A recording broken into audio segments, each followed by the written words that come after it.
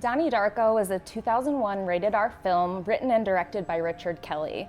28 days, 6 hours, 42 minutes, 12 seconds. That is when the world will end. Or so says Frank, the eerie 6-foot-tall rabbit in the visions of troubled teen Donnie Darko, whom Frank convinces to commit a series of crimes following a bizarre accident. IMDb classifies this movie as drama, mystery, sci-fi, and thriller, which I think is an accurate description of the movie as a whole. Ironically though, my favorite thing about the movie was how much it was rooted in realism. There were so many scenes in the movie, despite it being fantasy, that I thought felt like real life. For instance, the opening dinner scene, where the family is all sitting there and the brother and the sister are jabbing at each other. Parents are telling their daughter that she's gonna change her political dispositions as soon as she's older and has kids. It's just, I feel like I've been to that dinner before. That is actually one of my major talking points. In fact, is one of my favorite things about this is the family dynamic. Yeah. And the bickering, but also like the love and acceptance of each other, I thought was really powerful. Yeah. Especially when Donnie is kind of going through a dark patch, as his name implies, and he says to his mom, "How does it feel to have a wacko for a son?" And she hugs him and says, "It feels wonderful." It's like, I love that. And then you have the other side of that where Donnie calls his mom a bitch as she leaves the room. And I love that the camera holds on it for his look of regret after he says it too, where it's like, yeah, these are very real people. They're not just good or bad. They love each other. They get into fights. It feels very natural. The mother, even though Donnie called her a bitch and stuff, is still very loving and there for him and his siblings. But in the dad is kind of a little more, would carefree kind of be the vibe of him? He's little like... He's like, no, you're not a bitch. You're bitching. But you're bitching. You're bitching, but you're not a bitch. That was a good line. But, good save, Dad. Do you think it helped that Jake and Maggie Gyllenhaal were real-life siblings? I think it did. It really felt just like my brother and I going at each other. Like, you're saying the most horrible things that you could possibly think of, but at the same time laughing because you don't really mean it and you're actually just having a fun time. And I don't want to jump too far to the end, but I'm going to jump to the very end real quick. Full disclosure, we are going to spoil the hell out of every movie we ever talk about on this. So do your homework, watch the movie beforehand. But at the end of this movie, when the titular Donnie Darko dies, the look of the family as they all share their grief in very different ways. Yeah. I thought that was like one of the most powerful moments of the entire movie. It doesn't hurt that the song Mad World is playing during that, which is just a haunting rendition. It's the spot, like in a very sad way. And the mom's just leaning up against the tree, smoking a cigarette, and the girl goes by on her bike. The two kids wave at her, and she just waves back. It seems like a very real scenario. One of my favorite things about this movie is I love how much it's trying to say. This was Richard Kelly's first screenplay. So it was 23 years worth of influences and interests that he distilled into this story. Checks out. Yeah.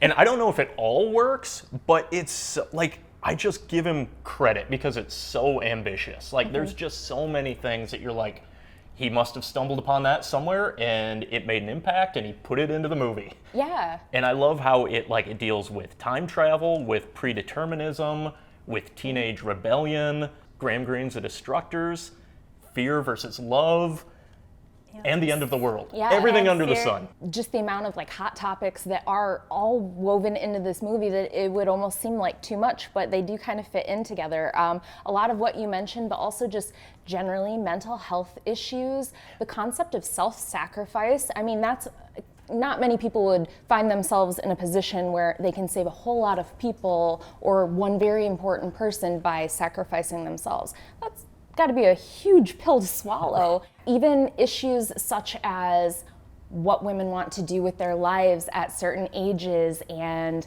you know, their political philosophies and child predators come up in the movie. There's so much going on here. I don't want to get up on a pedestal, but the whole fear versus love felt very kind of like Scientology to me. Yeah, where I'm honestly, like, it's just so binary. It's either this or this. Yeah, this is what life black is. and white. Oversimplifying things. Here, buy my DVD. Give me all of your money. This will fix all of your problems. Definitely definitely not a scheme or a scam. Right.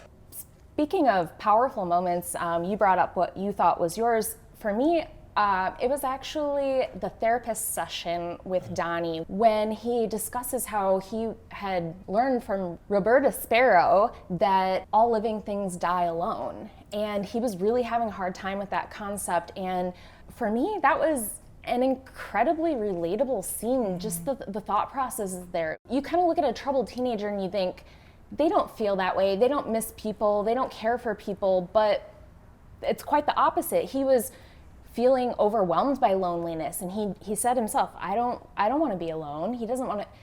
That was huge for me. I felt like that right there wrote Donnie Darko as a character. So what do we think about Frank? I feel, if I can answer my own question here Sure. real quick, I feel like Frank has immediately gone down in pop culture as like one of the most recognizable characters and visuals since this movie came out. Frank definitely haunts Donnie, and he gets shot and he shoots him in the eye, which that effect was gruesome, but it wasn't like gory gruesome. It's almost like a sympathetic wound where it's like kind of like a tear. In this whole movie, this haunting 6-foot-tall bunny rabbit is terrorizing Donnie, and when he unmasks, he's like a normal guy, and you're like, oh, okay, maybe he's not this horrible monster. At one point I was like, is Frank actually like a friend of Donnie's? I felt Is that he? way in the beginning because, I mean, obviously he lures him out away from the house, and that's when the jet engine lands on there. And so that's, I mean, that's kind of how it all gets started. He feels obligated to do what Frank says because Frank saved him. So there is this initial wondering of like, is Frank actually a bad guy, or is he like a good guy that's just creepy? I don't Just know. a But little it does tap misunderstood. into Donnie's mental health. He's seeing this person that, even as a viewer, we're questioning if he's real or not, but he's very real to Donnie. I feel like there's a lot of that with Donnie Darko, Yeah. where on first viewing you're like, I think I got it, maybe, and then you like go online and you're like, oh, actually, like I was really fucking far off. Yeah, that's how I felt. This is a movie that I feel like you don't fully understand until you do a little research on it. And not everyone likes that in a movie. So much that like they released a director's cut, I think 3 or 4 years after the theatrical version.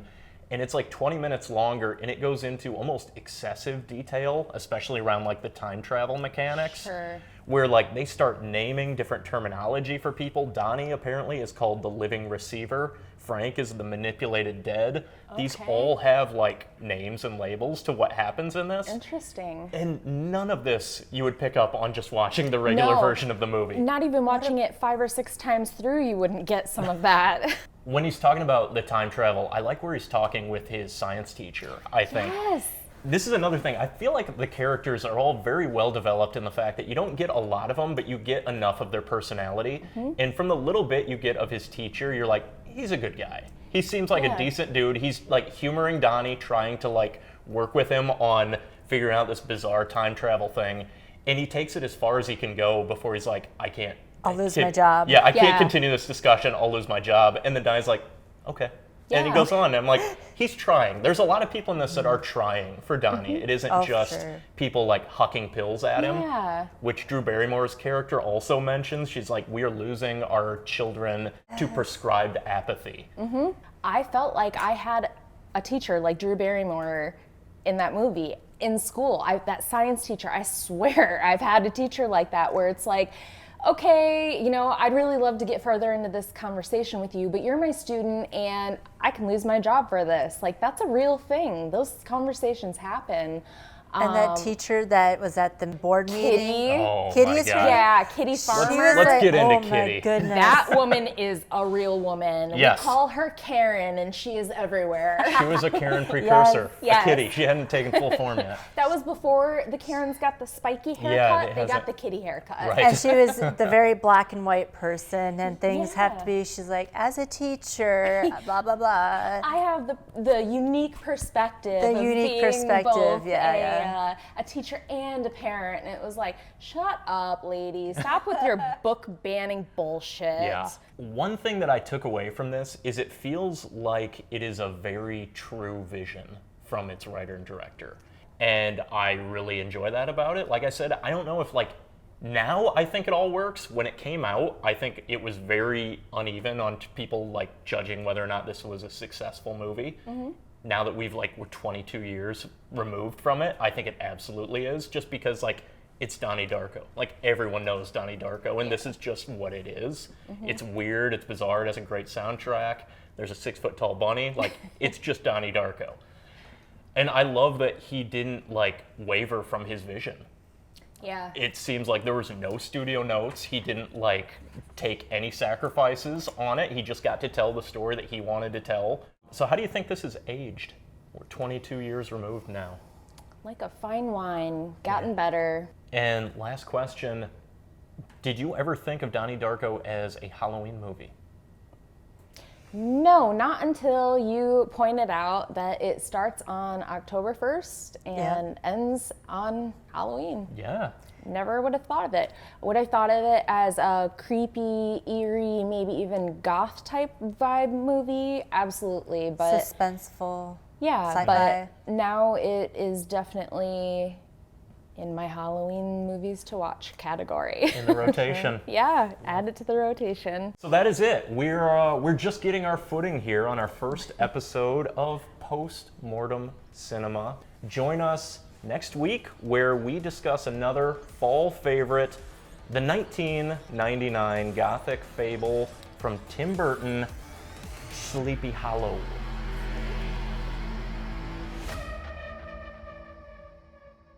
Jake, give me your she's trying favorite to kitty bend- quote real quick. Sometimes I doubt your commitment to sparkle motion. I see how you really feel now.